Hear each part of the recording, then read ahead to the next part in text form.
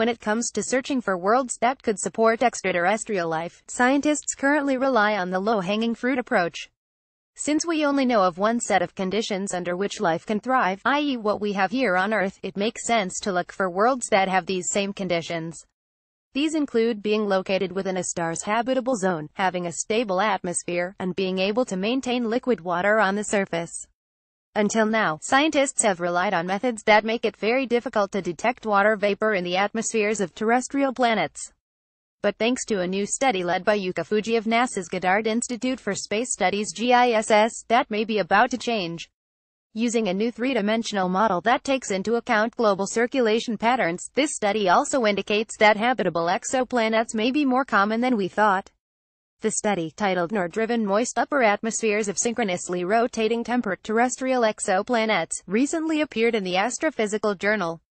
In addition to Fuji, who is also a member of the Earth Life Science Institute at the Tokyo Institute of Technology, the research team included Anthony D. Del Genio GISS and David S. Amundsen GISS and Columbia University.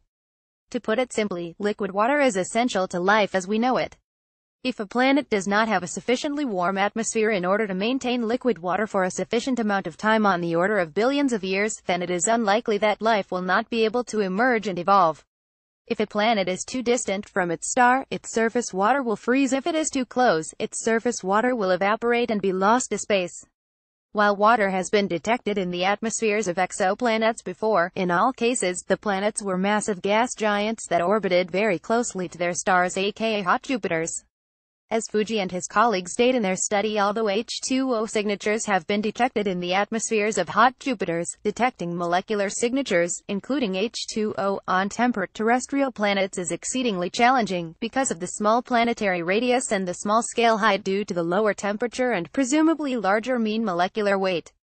When it comes to terrestrial, i.e. rocky exoplanets, previous studies were forced to rely on unidimensional models to calculate the presence of water. This consisted of measuring hydrogen loss, where water vapor in the stratosphere is broken down into hydrogen and oxygen from exposure to ultraviolet radiation. By measuring the rate at which hydrogen is lost to space, scientists would estimate the amount of liquid water still present on the surface.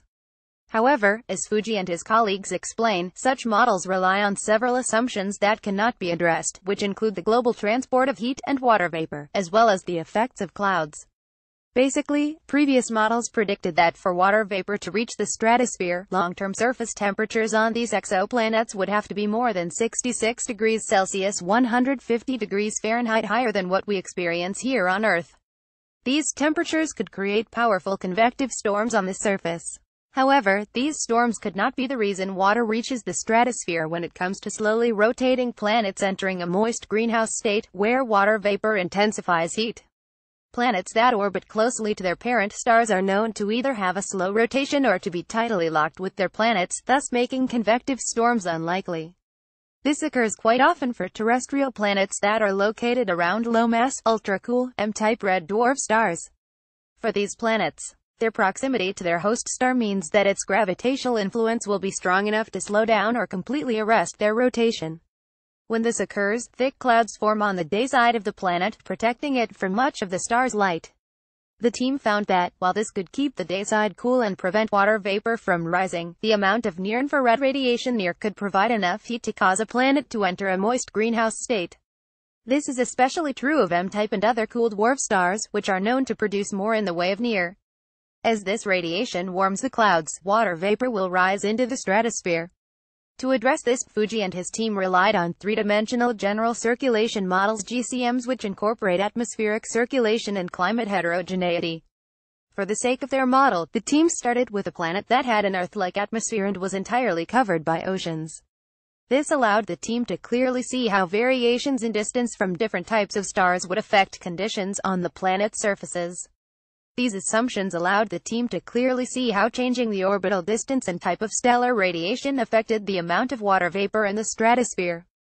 As Fuji explained in a NASA press release, using a model that more realistically simulates atmospheric conditions, we discovered a new process that controls the habitability of exoplanets and will guide us in identifying candidates for further study. We found an important role for the type of radiation a star emits and the effect it has on the atmospheric circulation of an exoplanet in making the moist greenhouse state.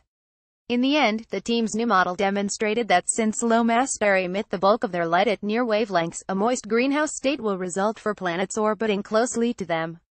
This would result in conditions on their surfaces that comparable to what Earth experiences in the tropics, where conditions are hot and moist, instead of hot and dry. What's more, their model indicated that air-driven processes increased moisture in the stratosphere gradually, to the point that exoplanets orbiting closer to their stars could remain habitable. This new approach to assessing potential habitability will allow astronomers to simulate circulation of planetary atmospheres and the special features of that circulation, which is something unidimensional models cannot do. In the future, the team plans to assess how variations in planetary characteristics such as gravity, size, atmospheric composition, and surface pressure could affect water vapor circulation and habitability. This will, along with their three-dimensional model that takes planetary circulation patterns into account, allow astronomers to determine the potential habitability of distant planets with greater accuracy. As Anthony Del Genio indicated, as long as we know the temperature of the star, we can estimate whether planets close to their stars have the potential to be in the moist greenhouse state. Current technology will be pushed to the limit to detect small amounts of water vapor in an exoplanet's atmosphere. If there is enough water to be detected, it probably means that planet is in the moist greenhouse state. Beyond offering astronomers a more comprehensive method for determining exoplanet habitability, this study is also good news for exoplanet hunters hoping to find habitable planets around M-type stars.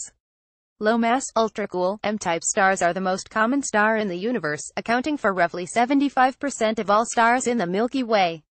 Knowing that they could support habitable exoplanets greatly increases the odds of find one. In addition, this study is very good news given the recent spate of research that has cast serious doubt on the ability of M-type stars to host habitable planets. This research was conducted in response to the many terrestrial planets that have been discovered around nearby red dwarfs in recent years. What they revealed was that, in general, red dwarf stars experience too much flare and could strip their respective planets of their atmospheres.